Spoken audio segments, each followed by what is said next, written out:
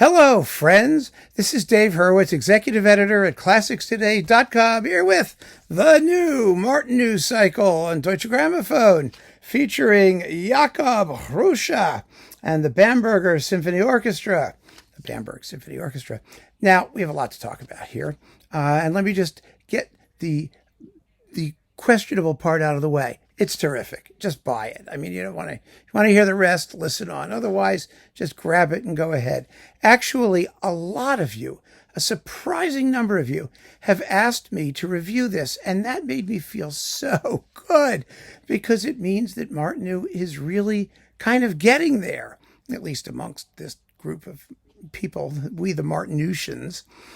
Really, he was a fabulous composer, and his cycle of 6 symphonies is one of the great sets of the 20th century. It has everything a great symphonist should have: formal elegance, richness of ideas, heaps of personality, a characteristic sound, an individual treatment of the orchestra. It's got everything going for it. None of them are that long, 35, 40 minutes max for the first. Everything else is shorter. They are wonderful. Each one is quite different from the others, but they all have that corporate sonority. Really, really magnificent work by a very, very great composer who wrote tons of other music. He was not basically a symphonist, but when he came to the United States during World War II, there were lots of great orchestras that wanted him to write symphonies, and so he did, and they are marvelous. Now, how about this? Well, first let's talk about the orchestra. The Bamberg Symphony is the right ensemble to do these things if you're not going to have the Czech Philharmonic, because they were the German-Czech orchestra before World War II, before the Germans all fled. There was the orchestra of the Sudetendeutsch, the Southern Germans. And then, during the Anschluss, when Hitler marched into Czechoslovakia, the Bamberg Symphony was the German orchestra, but they went to Bamberg. They moved, essentially. So their emphasis on Czech music in Germany is kind of ironic because they do have that Czech cultural heritage. They really do. I mean, the orchestra now, who knows what cultural heritage they have? I mean, as far as I know, they're all from Togo, but they had that cultural heritage, that history and tradition, and it's ironic that they exploit it being in Bamberg, of course, because they had to leave.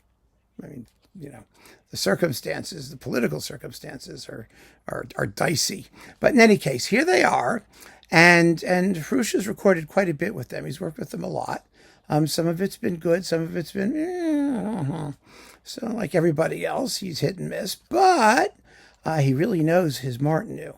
He really does. And this orchestra recorded a cycle previously on Bis with Nimi Järvi, which was rather unfocused and sloppy, actually, because Järvi, was not the kind of conductor who is going to, force them to play every syncopation accurately. Happily, Hrůša is that kind of conductor.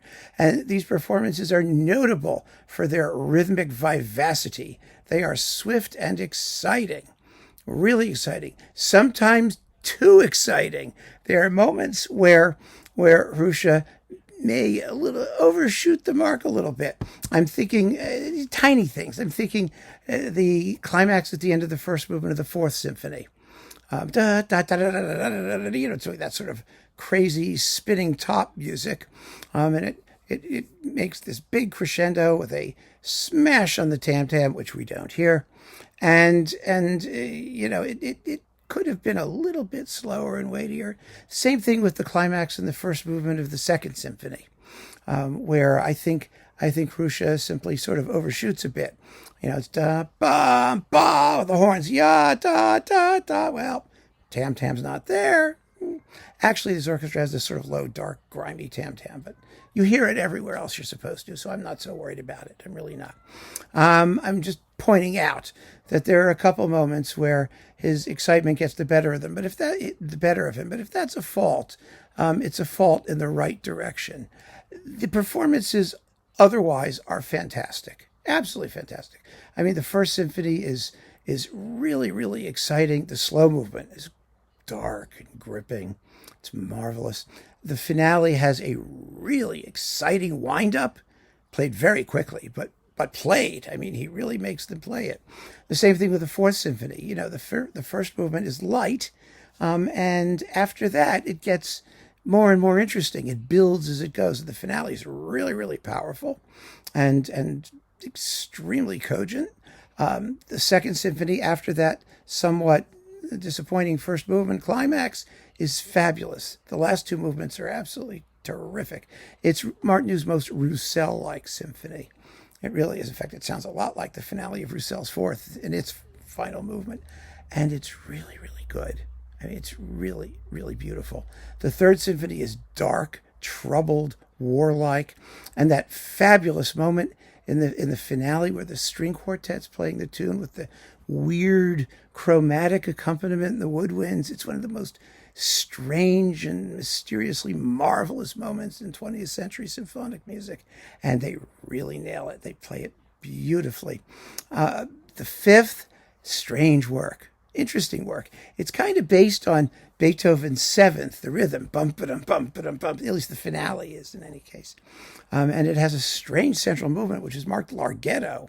But it's really kind of a scherzo, and I'm not sure this performance is all that larghetto. I mean, it's not very slow. It's da dum ba dum bum ba dum ba da dum bum ba ba ba ba ba ba ba ba ba ba like that. And it's done maybe a touch too quickly, but you know, I can't complain when the playing is that crisp.